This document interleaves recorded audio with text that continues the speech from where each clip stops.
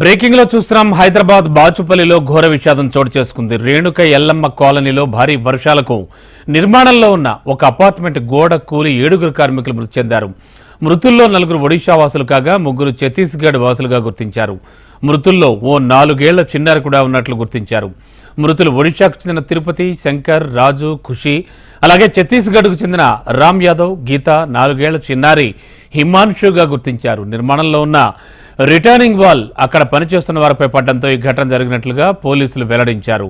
ఇక సమాచారం అందుకున్న జీహెచ్ఎంసీ, ఎన్డీఆర్ఎఫ్ సిబ్బంది జాయింట్ ఆపరేషన్ చేపట్టి డెడ్ బాడీలను జేసీబీల సాయంతో బయటకు తీశారు. ఇక ఘటనకు సంబంధించి బిల్డర్, సెంట్రింగ్ కూలీల కాంట్రాక్టర్పై కేసు నమోదు చేశారు పోలీసులు.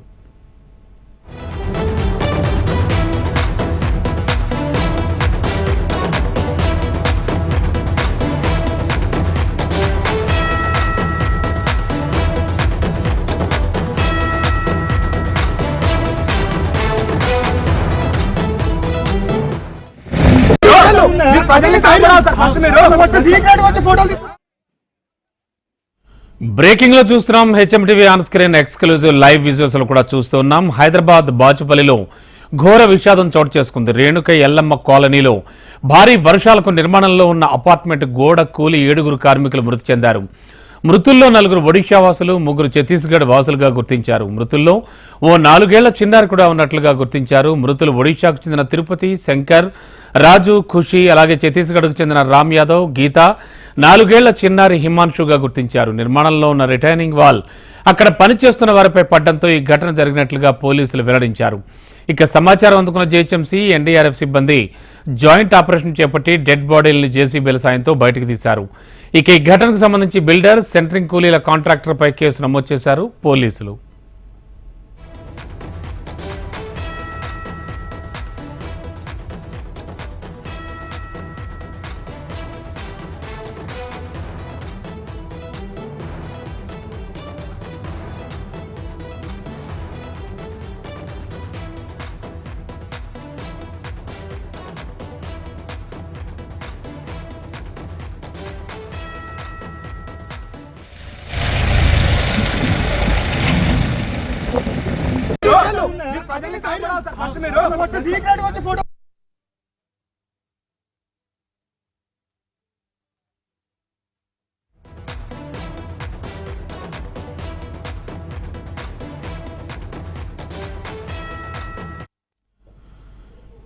బ్రేకింగ్ లో చూస్తున్నాం. హైదరాబాద్ బాచుపల్లిలో ఘోర విషాదం చోటు చేసుకుంది. రేణుక ఎల్లమ్మ కాలనీలో భారీ వర్షాలకు నిర్మాణంలో ఉన్న అపార్ట్మెంట్ గోడ కూలి 7 కార్మికులు మృతి చెందారు. మృతుల్లో 4 ఒడిషా వాసులు, 3 ఛత్తీస్గఢ్ వాసులుగా గుర్తించారు.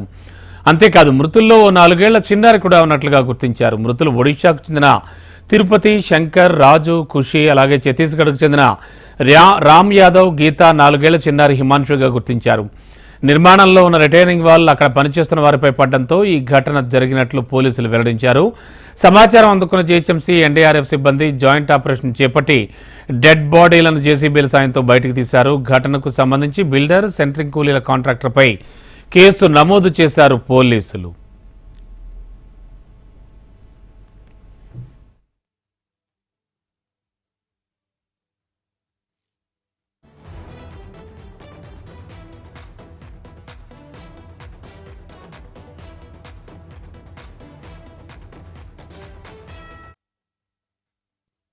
నిన్న ఈవినింగ్ కురిసినటువంటి భారీ వర్షం వల్ల బాచుపల్లి ఏరియా, ఈ కౌశల్య కాలనీలో కన్స్ట్రక్షన్ లో ఉన్నటువంటి ఒక ప్రొటెక్టెడ్ వాల్ అనేది లేబర్ షెడ్స్ మీద కూలిపోవటం వల్ల 7 మెంబర్స్ చనిపోవటం జరిగింది. ఇది చాలా బ్యాడ్ ఇన్సిడెంట్. ఇక్కడ కట్టినటువంటి వాల్ ని సరైనటువంటి స్టాండర్డ్స్ లో గానీ ప్రికాషన్స్ తీసుకోకపోవటం వల్ల ఆ లో లేయింగ్ ఏరియాలో ఈ లేబర్ క్యాంప్స్ పెట్టడం వల్ల 7 మెంబర్స్ చనిపోయారు. దీంట్లో 4 మెంబర్స్ ఒడిశాకి సంబంధించినటువంటి వాళ్ళు, ఒక 3 మెంబర్స్ ఛత్తీస్గఢ్ కి సంబంధించిన వాళ్ళు. దీని మీద చట్ట ప్రకారంగా 304 పార్ట్ 2 కింద కేసు రిజిస్టర్ చేసి చట్ట ప్రకారం చర్యలు తీసుకోవడం జరుగుతుంది. ఇప్పటికే అందరిని అదుపులోకి తీసుకున్నాం.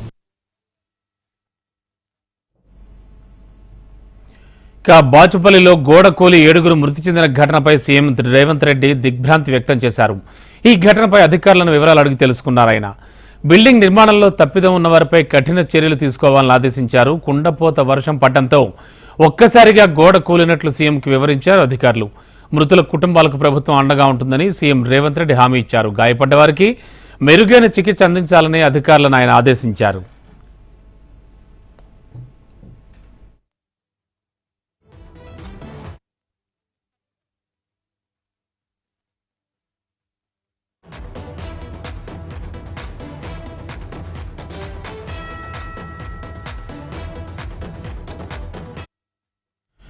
ఎస్ రైట్ నౌ బాచుపల్లి ఘటన జరిగినటువంటి ప్రదేశానికి వెళదాం. అక్కడ మా కరెస్పాండెంట్ ఆర్కే లైవ్ లో సిద్ధంగా ఉన్నారు. అక్కడ ఎలా జరిగింది, ఏం జరిగింది అనేది వివరించడానికి. ఆర్కే, ఏమిటి సిచ్యువేషన్? ఇది ఘటన ఎప్పుడు జరిగింది అసలు?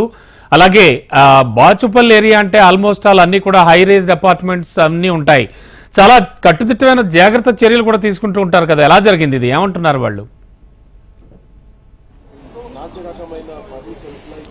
రమణబాబు, బాచుపల్లిలో తీవ్ర విషాదం చోటు చేసుకుంది. నిన్న సాయంత్రం 7:30 కంటే దాదాపు నిన్న 5 గంటల నుంచి ఇక్కడ 3 గంటల పాటు కూడా భారీ వర్షం పడడం జరిగింది. మొత్తం గ్రేటర్ హైదరాబాద్ లో కురిసిన వర్షపాతంతో చూసుకుంటే ఇక్కడ 13 సెంటీమీటర్ల వర్షపాతం నిన్న నమోదవడం జరిగింది. ఇప్పుడు ప్రస్తుతం మనం ఏదైతే నిన్న ప్రమాదం జరిగిందో ఆ ప్రమాదం జరిగిన ప్రాంతంలో ఉన్నాం. ప్రమాదానికి ప్రధాన కారణం ఈ రిటైల్ వాల్ ఏదైతుందో ఈ రిటైల్ వాల్ అని చెప్పాల్సి ఉంటుంది. దీనికి సంబంధించి కూడా ఈ గోడ పూర్తిగా కూడా అంటే వాస్తవానికి 2 రిటైల్ వాల్స్ ఏర్పాటు చేయడం జరిగింది. ఒకటి అటు సైడ్ కి అయితే రెండోది ఇటు సైడ్ పెట్టడం జరిగింది. ఇప్పుడున్న ఈ రిటైల్ వాల్ మనకి ఏదైతే కనిపిస్తుందో అది కూడా కింద మొత్తం కూడా నార్మల్ బ్రిక్ తో చేయడం జరిగింది. మిడిల్ కి వచ్చేసరికి మాత్రం సిమెంట్ కి సంబంధించి చేశారు. మళ్ళీ పైకి వచ్చేసరికి నార్మల్ బ్రిక్ తో చేయడం జరిగింది. నార్మల్ బ్రిక్ సిమెంట్ ని ఎట్టి పరిస్థితుల్లోనూ ఆ కెపాసిటీని మెయింటైన్ చేయలేదు. మరోవైపు ఈ ఇసుక అంతా కూడా ఏదైతే ఇప్పుడు మనం విజువల్ లో చూస్తున్న ఇసుక అంతా కూడా ఈ 2 రిటైల్ వాళ్ళకి మధ్యలో వేయడం జరిగింది. ఇదే అసలు ప్రమాదానికి ప్రధాన కారణంగా చెప్పాల్సి ఉంటుంది. ఒక్కసారి ఇక్కడ నుంచి మనం విజువల్ లో చూసుకుంటే మొత్తం కూడా అంటే ప్రమాదం జరిగిన ప్రధాన ప్రాంతం అంతా కూడా ఇక్కడ నుంచి కనిపిస్తుంది. ఈ రిటైల్ వాళ్ళకి సంబంధించిన ప్రాంతం ఏదైతుందో మొత్తం కూడా మనకి ఇక్కడ విజువల్ లోనే చాలా స్పష్టంగా కనిపిస్తుంది. ఇక్కడ ప్రమాదం నేను రాత్రి సమయంలో జరగడం జరిగింది. మొత్తం ఎవరైతే ఇక్కడ కూలీలు ఉన్నారో ఆ కూలీలకు సంబంధించిన మొత్తం నివాస ప్రాంతం మొత్తం కూడా ధ్వంసం అవడం జరిగింది. ఈ ప్రాంతంలోనే నిన్న షెడ్స్ ఎవరైతే ఏర్పాటు చేసుకున్నారో వాళ్ళు ప్రమాదానికి గురవడం జరిగింది. 7 చనిపోయారు, 4 తీవ్రంగా గాయపడడం జరిగింది. ఈ 7 చనిపోయిన వాటిలో కూడా విషాదం ఏంటంటే 3 ఒకే కుటుంబానికి సంబంధించిన వాళ్ళు, అందులో 4 ఏళ్ల చిన్నారు ఉన్నారు. వాళ్ళు 3 రోజుల కిందటే ఛత్తీస్గఢ్ నుంచి ఇక్కడికి రావడం జరిగింది. ఏదైనా ఉపాధి చూసుకుందామని ఇక్కడికి రావడం జరిగింది. అంతలోనే ఈ విషాదం అయితే చోటు చేసుకోవడం జరిగింది. వాస్తవానికి ఒక కన్స్ట్రక్షన్ జరుగుతున్న సమయంలో దాదాపు ఒక 200 నుంచి 300 మీటర్ల దూరంలో వీళ్ళకి నివాసాన్ని ఏర్పాటు చేయాల్సి ఉంటుంది. కానీ ఇక్కడ కన్స్ట్రక్షన్ జరుగుతుంది, కేవలం 50 మీటర్ల దూరం కూడా లేదు. ఇక్కడే ఒక నివాసాన్ని మొత్తాన్ని కూడా వాళ్ళకి ఏర్పాటు చేశారు. ఈ నివాసం ఏర్పాటు చేసిన ప్రాంతంలో నిన్న భారీగా వర్షం కురవడంతో పాటు ఈ రిటైనింగ్ వాల్ ఒరగడంతోనే మొత్తం కూడా ప్రమాదం జరిగింది. ఇప్పుడు ఇక్కడ కనిపిస్తున్న రిటైనింగ్ వాల్ ఏదైతుందో ఇది కూడా మొత్తం కూడా ఒక సైడ్ కి ఒరగడం జరిగింది. ఒకవేళ వర్షం పడితే అంటే మళ్ళీ సాయంత్రం వర్షం పడితే ఖచ్చితంగా ఇది కుంగే అవకాశాలు కనిపిస్తున్నాయి. మరోవైపు క్రాక్స్ కూడా మనం చూడొచ్చు. క్రాక్స్ కూడా ఈ ఏదైతే వాల్ ఉందో వాల్ కి క్రాక్స్ కూడా రావడం జరిగింది. మరోవైపు ఇంత జరిగిన దాంట్లో విషాదం వీళ్ళకి సంబంధించిన సామాన్ కావచ్చు అన్ని కూడా ఎక్కడెక్కడ చెల్లా చెదురుగా పడిపోయి వీళ్ళకి సంబంధించిన వంట సామాన్లు కావచ్చు లేకపోతే ఫ్యాన్స్ కావచ్చు ఇవన్నీ కూడా మనకి చెల్లా చెదురుగా అయితే పడిపోయిన విషాదకర ఘటన మాత్రం మనకి ఇక్కడ దృశ్యాలు కనిపిస్తున్నాయి. అలాగే ఒకసారి దీనికి సంబంధించిన మ్యాప్ ఏదైతే మ్యాప్ కూడా ఇక్కడ మనం చూసుకుంటే ఇది సైట్ కి సంబంధించిన మ్యాప్. సైట్ సంబంధించిన మ్యాప్ మొత్తాన్ని కూడా ఈ విధంగా వాళ్ళు డిజైన్ అయితే చేసుకోవడం జరిగింది. ఇదంతా కూడా రిటైల్ వాల్ ఇప్పుడు ప్రమాదం జరిగిన ప్రాంతం ఏదైతుందో ఇదంతా కూడా ఈ రిటైల్ వాల్ లోనే ఇక్కడైతే ఏర్పాటు చేశారు.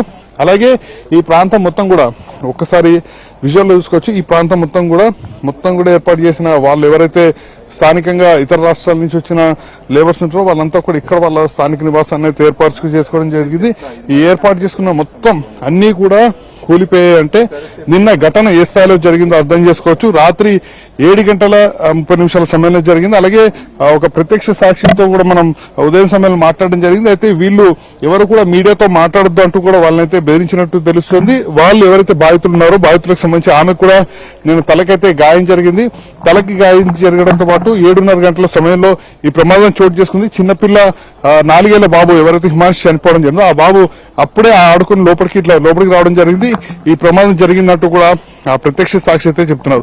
సో మరోవైపు కొద్దిసేపటి క్రితం ఇక్కడ డీసీపీ రావడం జరిగింది. అలాగే స్థానిక జీహెచ్ఎంసీకి సంబంధించిన కమిషనర్ రామకృష్ణ కూడా రావడం జరిగింది. మొత్తం కూడా పరిశీలించారు. అయితే వాస్తవానికి ఈ బిల్డింగ్ మొత్తానికి కూడా పర్మిషన్ అయితే హెచ్ఎండిఏ నుంచి ఉంది. G+S+5 దీని మొత్తానికి కూడా పర్మిషన్ ఉంది. అయితే ఇక్కడ ఒక క్లారిటీ రావాల్సింది కేవలం రిటైన్ వాల్ దగ్గర మాత్రమే కొంత రిటైన్ వాల్ దగ్గరనే సరైన మెయింటెనెన్స్ లేకపోవడంతో ప్రమాదం జరిగినట్టు తెలుస్తుంది. మొత్తం ఎక్కడికక్కడ ఊచలు కూడా బయటకు వచ్చిన విజువల్స్ మనం చూసుకోవచ్చు. సో ఇంతకుముందు డీసీపీ శ్రీనివాస్, బాలనగర్ డీసీపీ శ్రీనివాసరావు రావడం జరిగింది. మొత్తం ఈ ప్రాంతాన్ని మొత్తాన్ని కూడా పరిశీలించారు. ఎవరైతే దీనికి సంబంధించిన ఓనర్ ఉన్నారో అతని పైన ఇప్పటికే కేసు నమోదు చేయడం జరిగింది. అలాగే సెంట్రింగ్ కూలీలను ఎవరైతే తీసుకురావడం జరిగిందో అతనిపైన కూడా కేసు ఫైల్ చేశామంటూ కూడా చెప్తున్నారు. ఏది ఏమైనా కూడా నిన్న రాత్రి కురిసిన వర్షం, ఈ సెంట్రింగ్ వాళ్ళ వల్ల 7 జీవితాలు బుగ్గిపాలయ్యాయి అనేది చెప్పాల్సి ఉంటుంది Ramanababu. Okay, thank you RK.